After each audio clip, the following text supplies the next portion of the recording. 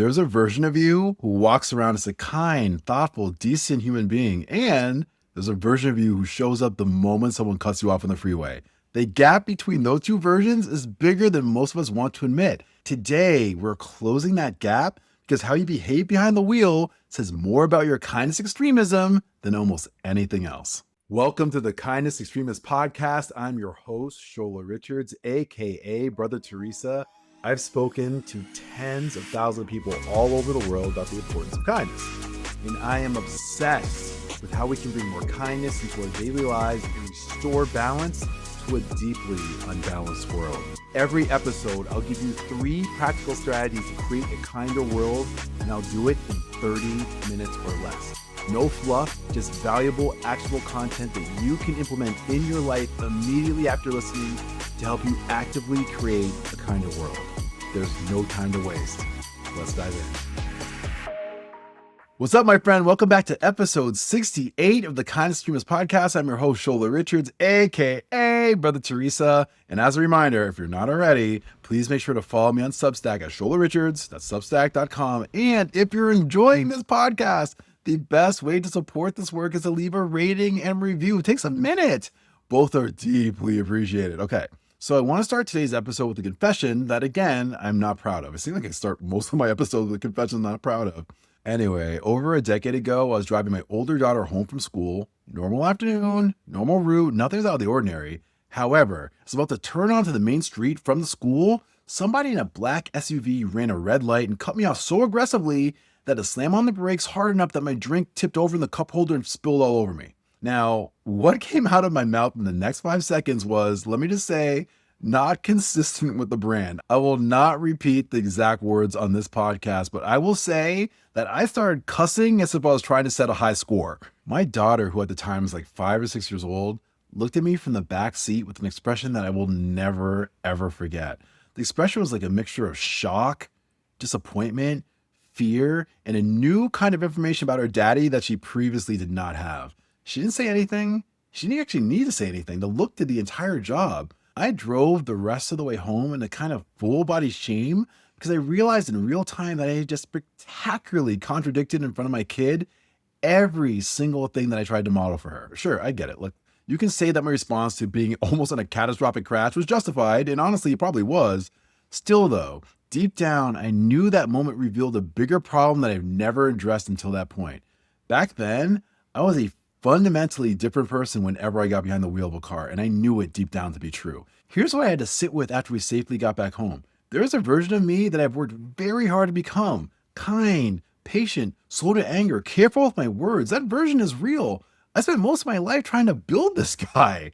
And there's another version of me who shows up in the moment I'm behind a steering wheel and somebody does something that I do not like. That second version had been hiding in plain sight for years. I've been trying to pretend that that dude was not part of the story, but he is part of the story. And I think a lot of you know exactly what I'm talking about. You can be the kindest, most thoughtful person on the planet at work, at home, in your friendships, and then somebody fails to use a turn signal in front of you, and suddenly you are saying things and doing things that would absolutely horrify the version of you who walks around as a decent human in the rest of your life. Today, we're going to address this directly because how you drive is part of how you move through the world, and how you move through the world is a real measure of who you actually are. The car is not a free zone where the rules of being a kind human don't apply. I actually believe that behind the steering wheel of a car is very often the place where you can find out who you really are when no one is grading the performance.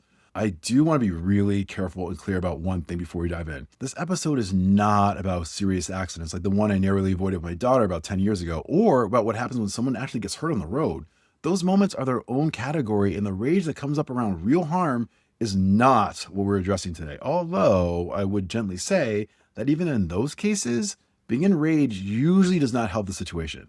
What I want to talk about today is the day-to-day stuff. You know exactly what I'm talking about. The cutoff, the slow driver in the fast lane, the missed turn signal, the freeway aggression that happens to almost all of us almost every week in the ordinary business of moving through our lives. So you know how we roll in this podcast, fam. 3 parts, 3 strategies, and a kinder world will be waiting on the other side. Let's do this. Let me start by laying out what is actually happening in your brain when somebody does something dumb in traffic, because once you understand the mechanism, you can start to interrupt it and not before. There's a foundational concept in social psychology called the fundamental attribution error. Here is the core idea, and this is really powerful. When other people do something that we do not like, we tend to attribute their behavior to their character. They're rude, they're aggressive, they're stupid, they're entitled. However, when we do the same thing, we're none of those awful traits. Instead, we tend to attribute our behavior to the situation. We were running late. We didn't see the car. We're dealing with something. We had a bad day. I'm going to say it again. Same behavior, two completely different explanations, depending on whether we're evaluating ourselves or evaluating somebody else. We let ourselves off the hook with context. We hang other people on their character. Now apply this to when we're driving. When somebody cuts you off, your brain almost instantly generates a character verdict. What a jerk, or he's so aggressive, or what's wrong with that fool? However, when you cut someone off, which by the way, you have absolutely done, even if you don't remember it, you generate a context explanation. I had to merge, or I was running late, or I didn't see them. Again, two completely different mental movies for the exact same action. This matters because the character story is the one that fuels road rage. He's a jerk. That deserves anger. He's having a tough morning does not. So by defaulting to the character story, your brain is unwittingly pouring gasoline on a tiny flame that turns small driving annoyances into full-blown road rage events. The fundamental attribution error is not just an interesting concept. It's the engine of most of the rage you've ever felt at another driver. So let me share some real data here. The AAA Foundation for Traffic Safety has published research over the years documenting the prevalence of aggressive driving behaviors among U.S. drivers. In one well-publicized 2016 study, the AAA Foundation estimated that nearly 80% of drivers in the previous year had expressed significant anger, aggression, or road rage at least once behind the wheel. That's almost everybody. This is not a fringe issue, fam. This is the water we're swimming in every single time that we get on the road. I have a dear friend who I'll call Hannah because that's not her name. Hannah is honestly one of the kindest, most thoughtful, easygoing people on earth until she gets behind the wheel of a car. Years ago, she told me with genuine sadness that she had no idea why she became someone else behind the wheel. Her friends were starting to make jokes about it, and some of them actually stopped getting in the car with her on certain routes. When I shared the fundamental attribution error with her, it's like something clicked in her brain. The fix was not about the willpower that she needed. The fix was about intervening in the mental movie her brain was generating about other drivers. Once she could see the mental movie clearly, she could start writing a different one, a more useful one. So here is the first kind of strategy of this episode. I want you to do what I call the driver reframe. Here's how this works. The next time someone does something that bothers you in traffic, and you know it's going to happen, whereas they cut you off, drive too slow in the fast lane, fails a signal, tailgates you, that's my personal pet peeve, whatever it is, before you do anything else, before you say anything out loud, before you let the rage start to build, I want you to make yourself complete the sentence. Maybe they are blank. And your job is to fill in the blank with the most generous, plausible story that you can think of. Maybe they're rushing to the hospital because someone they love is dying. Or maybe they're a new driver and has not learned this courtesy stuff yet. Or maybe they just got fired and they're barely holding it together. Or maybe they did not see me because they're exhausted from a night shift. Or maybe they're having the worst day of their life. You do not have to know if any of these are true. That's the whole point of this. The point is not to be accurate. The point is to interrupt the character story your brain is about to default to and replace it with a context story that statistically is at least as likely. Some percentage of the drivers around you on any given day are in some version of those scenarios that we just named. Why not extend by default the kind of grace you want extended to you on the worst day of your year? The driver reframe is small. It's silent. Nobody but you knows you're doing it, and it changes the entire emotional weather of your commute. I also want to tell you a private benefit of this practice that I did not anticipate. After enough driver reframes, my brain starts slowly running them automatically. I not have to constantly have to prompt myself anymore. I cut myself off mid-rage with a generous story before I even finish forming the angry one. That is what this habit does. Over time, the practice becomes the default, and the default, after enough reps, is a version of you that you're actually trying to be. Even if you have the reframe loaded, there are going to be moments where the rage moves faster than the reframe. Moments where before you've even had a chance to be generous in your interpretation of what's going on, your body is already in full activation. heart racing, hands clenched to the wheel, words about to come out of your mouth that you will regret. That is not a sign that the reframe does not work, to be clear. It's a sign that you need a second tool for the moments when the reframe is not fast enough. And I got you, family. But before I get there, let me just explain what's happening in your body in those moments. So when somebody does something dangerous or aggressive on the road, your nervous system reads it as a genuine threat, as it should. Your sympathetic nervous system kicks in. Stress hormones spike. The fight or flight response that protected our ancestors from physical danger is now activating while you're driving your car in stop and go traffic. The threat is mostly imaginary at this point. Remember this, because almost no one's going to die from the incident, but the body doesn't know that yet. Your bodies are preparing for combat. Inside that activated state, the worst version of you is in charge. What that means is that the work in the moment is not primarily about thinking your way out of the rage, but getting your nervous system enough time to come back down so that the higher, kinder, more reflective parts of your brain can come back online. And the simplest, most reliable way to do that is the practice of deliberate, structured pause. I've never shared this with anyone before, but about a year ago, I committed to a small practice that I want to walk through with you. I decided that every time something happened on the road that triggered my rage, before I did anything else, before I yelled, before I gestured like a maniac, I would take 30 seconds to do 3 specific things. First, 3 deep breaths from my diaphragm. Second, the driver reframe sentence that I just already mentioned in the previous part of this episode. And third, a quick check of my own face in the rearview mirror. Y'all, do not sleep on the third point, because that did the most powerful work on me. The first time I actually looked at my own face in the middle of one of my rage moments, I was completely shocked. This might sound wild to say, but I swear the face in the mirror did not look like me. It looked like a stranger who was having a nervous breakdown. The image of myself was so jarring that I could not unsee it. Is this what I look like when I'm angry? Good Lord, it was horrifying. But then again, how many of us have ever thought to look in a mirror while we're actually angry? I mean, I haven't. Fortunately for driving behind the wheel of a car, we actually have a mirror right in front of us at all times. I will tell you, looking in the rearview mirror is a simple but powerful interruption strategy. It's not a perfect fix. There's still moments when I lose it, but that gap between the trigger and the reaction is longer than it used to be. And in that gap, the better version of me has time to show up. So here is the second kind of strategy of this episode. I want you to do what I call the 30-second pause practice. Here's how it works. The next time something happens on the road that triggers you, before you do anything else, commit to 30-second structured practice. It looks like this. 3 simple components. First, we take 3 deep, slow, diaphragmatic breaths in through the nose and out through the mouth. Slow, long, audible if you can do it. If you're doing it right, your belly should expand on the inhale and retract on the exhale. I went to way more detail about this in episode 5 of this podcast on emotional regulation. You really should check that out if you haven't listened to it already. Second, you run the driver reframe from part 1 of this episode out loud if you can. Maybe they're rushing to the hospital, whatever the most generous, plausible story is. Then third, you glance at your own face in the rearview mirror, not the other driver, at yourself. I don't know what it is, but as mentioned, seeing your face twisted up in rage is a powerful reset technique. You might even start laughing.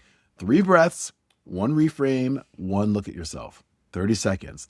That's the entire practice. And it is genuinely enough to bring most road rage moments down from a roar to a manageable sigh. Now, one important note in case you're thinking that I'm advocating for living in a state of denial. This practice does not require you to be okay with what happened. It does not require you to pretend that you were not just inconvenienced or even endangered. It requires you to refuse to add another layer of rage to a situation that's already over. The other driver's already gone. You're still here. You're deciding what kind of person continues this drive. The 30-second pause is how you decide to do that on purpose instead of by default. Hey, fellow kindness extremists, it's me, Shola. If you're picking up what I'm putting down, if you're mowing what I'm growing, if you're smelling what I'm stepping in. Okay, I'll stop. If you're enjoying what you're listening to so far, I would love it if you would take a moment to hit the subscribe button and leave a rating and a review. Those incredibly kind acts go so far in helping me to reach as many people as possible who will join the movement to actively create a kinder world. I appreciate you so much, my friend. Okay, let's get back to the episode. Okay, I gotta say this, fam. While reactive practice are necessary, they're not enough. If your only relationship to driving is putting out the fires that other drivers start in you, you'll spend your whole life on defense. And the cumulative effect of always being on defense every single day, every commute, every year is a slow erosion of the kinder version of yourself. What I want to introduce in part 3 is a proactive practice. The thing you do every single time you get into the car, regardless of whether anything has triggered in you yet. Because here's the thing I want you to think about. Almost every other arena in your life has rituals attached to it. You have rituals around starting your workday. You have rituals around going to bed. You probably have rituals around eating. The car, for most of us, has no ritual at all. We just get in and start driving, and whatever emotional state we walked out of the house in will be the operating system for the next hour of our life in the car. So I want to suggest the simple act of installing a small ritual at the beginning of every drive can change the entire emotional temperature of how you move through traffic. Let me tell you about a guy I know who I'll call Devin. Devin had a brutal commute, an hour and a half each way, on some of the worst stretches of freeway in the city. By the time he got to work, he was already irritable. By the time he got home, he was already emotionally worn out. The commute was eating at both ends of his day, and he could not change his commute. The job was the job. The freeway is the freeway. Driving 15 hours a week was the price of admission. However, what Devin could change was how he started each drive. So he committed to a small practice. Every time he got into his car, before he started his car, he just said out loud to nobody but himself, "I'm going to be at peace on the road today." That's it. One sentence, out loud. Said with intention to start the trip. The traffic hadn't changed. The other drivers haven't changed. What changed was the version of him that was getting behind the wheel. He was setting the tone every time on purpose, and the tone was holding for the duration of the drive. Now, I started doing the same thing because I thought it was pretty cool. My version is slightly different. I say out loud before I start my car, "I'm sharing this road with other humans. I want them all to get home safely. So do I." Same energy, different words. The specific words don't matter. What matters is that you are deliberately, audibly declaring an intention for the next stretch of driving before the road has had a chance to determine it for you. So here's the third kind of strategy of this episode. I want you to do what I call the driver intention practice. I find this to be incredibly powerful. Here's how this works. Every single time you get in your car, before you start your car, before you check your phone, before anything else, you say one sentence out loud that sets your intention for the drive. That's the whole practice. The sentence can be whatever feels true to you. Here's some examples to get you started. "I'm going to be a kind driver today." Or, "Everyone on this road has somewhere they need to be, just like me." Or, "I share this road with humans. I want us all to get home safely." Or, "I fully own my peace. No driver's going to take that from me." Or, "I'm going to be the calmest person in traffic this morning." Whatever your sentence is, say it out loud, even if someone else is in the car. Actually, especially if someone else is in the car. You're not just setting your own intention, you're modeling for them what it looks like to take this work seriously. I want to close part 3 by saying one thing about why this really, really matters. Every commute could be about, like, let's say an hour of your day, 5 days a week, lived alongside other human beings, mostly in silence, with very little oversight. That hour can either erode your soul day after day into a slightly more cynical version of yourself, or it can be one of the daily arenas where you actually practice being the kind of person that you want to be. I know this might be wild to say, but there's no neutral commute. The commute is shaping you in one direction or another. Decide which direction on purpose every time you start the engine. And on one more very important note, if you have kids, your driving is one of the most effective classrooms you will ever hold for them. Long before they understand a single of your parental speeches about being kind to others, they are watching how you handle the guy who cut you off. They're learning in real time what an adult does when they get inconvenienced. The driving lessons they're getting from you are not about parallel parking. They're about how you respond when life doesn't go your way. The driver's intention practice said out loud in front of them is one of the most important pieces of teaching you'll ever give to them. And the coolest part is that you won't even have to make a single direct speech about it.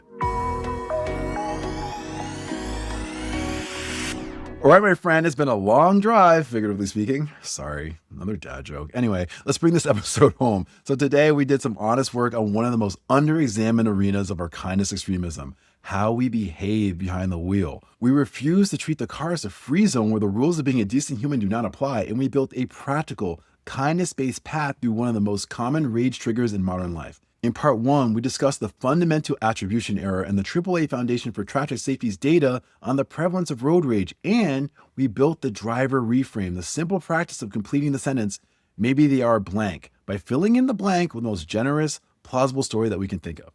In part 2, we built the 30-second pause practice, 3 slow breaths, 1 reframe out loud, and a glance at our own face in the rearview mirror. A small, structured interruption that gives our nervous system a chance to come back online before we add another layer of damage to a situation that's already over. And in part 3, we built the driver intention practice. One sentence, said out loud every time we get in the car, declaring the kind of driver that we are choosing to be for the next stretch of road. Allow me to wrap this up. Your driving, even though many people don't realize it, is part of your character. The hours you spend behind the wheel are real hours of your real life, shared with real human beings. And every single one of those hours either making you slightly kinder or slightly less so. There's no third option. Please know you don't have to be perfect on the road. I can promise you that I'm not. Nobody is. But you don't get to keep telling yourself that the version who shows up in traffic is not really you, because that is you. And the only way to bring that version into alignment, the rest of who you are, is to take this work seriously every single time that you start your car. Be kind on the road, not because every single driver you're sharing the road with deserves it, but because you do. Because the version of you who walks back into your house at the end of every single drive is, in part, the version of you who you choose to be in traffic. Choose well, and if you mess up, and you will because you're human and so am I, do not catastrophize it. Just notice it, name it, and then get back to the practice on the next drive. Nobody's going to be a kindness extremist in traffic 100% of the time because it is way too crazy out here on these streets. The work is not about perfection. The work is about getting slightly better every single time you show up, including behind the wheel. This is your host, Shola Richards, aka Brother Teresa, and you now know that kindness can't be weak because you've just experienced the strength of the Kindness Extremist podcast. Until next time, my friend, the journey to a kinder world continues. Thank you for listening to the Kindness Extremist podcast. I really hope that you enjoyed this episode, and I have one favor to ask of you. If you could kindly hit the subscribe button, leave a rating and a review, not only would that be incredibly kind, but by doing so, you're actively playing a role in growing this movement and ideally getting us one step closer to creating a kinder world. I hope to see you next week for another episode of the Kindness Extremist podcast. Bye for now.